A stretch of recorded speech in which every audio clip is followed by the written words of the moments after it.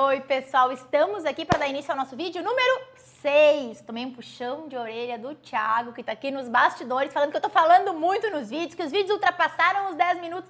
Nesse daqui eu vou tentar falar um pouquinho menos pra gente compensar os vídeos anteriores. Nesse vídeo número 6 a gente vai falar sobre o quê? Sobre revisões. Vocês fazem revisões? A maioria dos alunos que chega para mim diz que não faz revisões e que ainda tem uma dificuldade de inserir revisões no conteúdo, no que vai estudar no decorrer daquela semana. E aí eu quero que vocês atentem. Quem já faz revisões, como que faz revisões? E quem ainda não faz, como que imagina que são as revisões? O que me preocupa muito quando os alunos chegam para mim e dizem que fazem revisões é a revisão de modo passivo. Mas, Mari, o que é isso, revisão de modo passivo?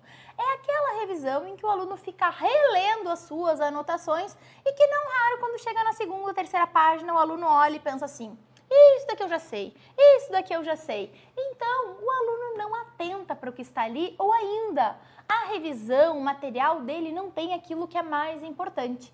Então, eu gosto muito de trabalhar com a revisão de modo ativo, do modo ativo, e além da revisão do modo ativo, a gente trazer para a revisão o nosso caderno de erros e o que foi anotado ainda no Anki. Mari, fala um pouquinho mais sobre isso, sobre a revisão de modo ativo. Então, vamos começar. Como que eu vou inserir? Primeiro eu vou falar sobre como inserir as revisões.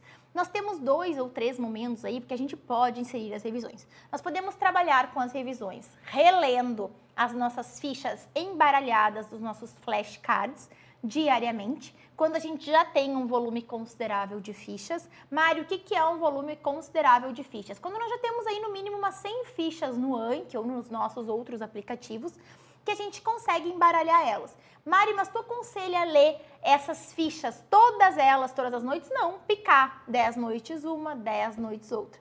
Mari, mas assim eu acho que eu não vou conseguir fazer. Tem outra sugestão? Tem sim.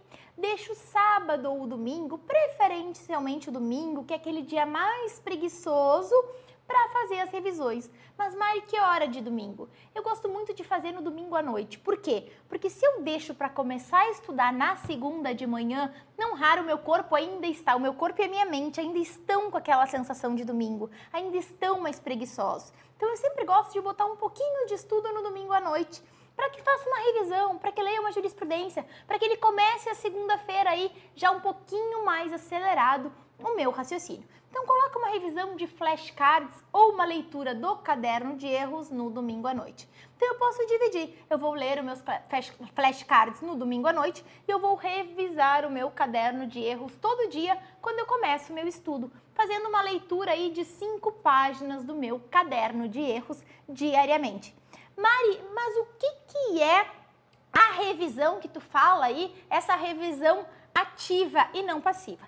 Quando eu estou fazendo Anki, quando eu estou fazendo caderno de erros, quando eu estou lendo eles, eu estou revisando de modo passivo, ou seja, eu estou só trazendo, colocando esse conhecimento para dentro. Quando eu faço as questões, quando eu realizo as questões, quando eu me debruço sobre elas, o que eu tenho que fazer? Eu tenho que externalizar o meu conhecimento.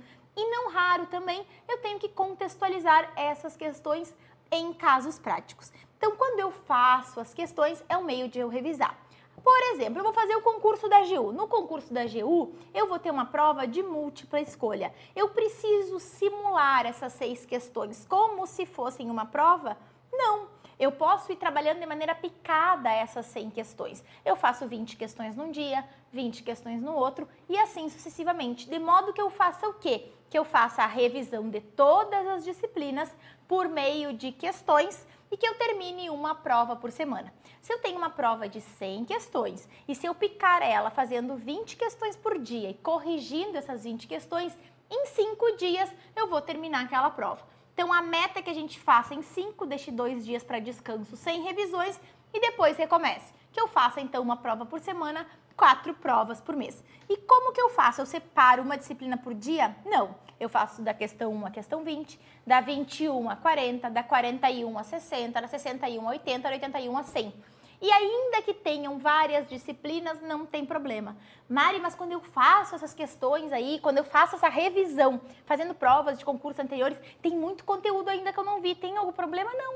Esse é o momento também da gente colocar conhecimento de modo não linear. O que é colocar esse conhecimento de modo não linear fazendo essas revisões? É quando eu ainda não estudei aquele conteúdo. Então, por exemplo, eu ainda não estudei sobre processo administrativo disciplinar, mas eu me deparei com uma questão sobre processo administrativo disciplinar.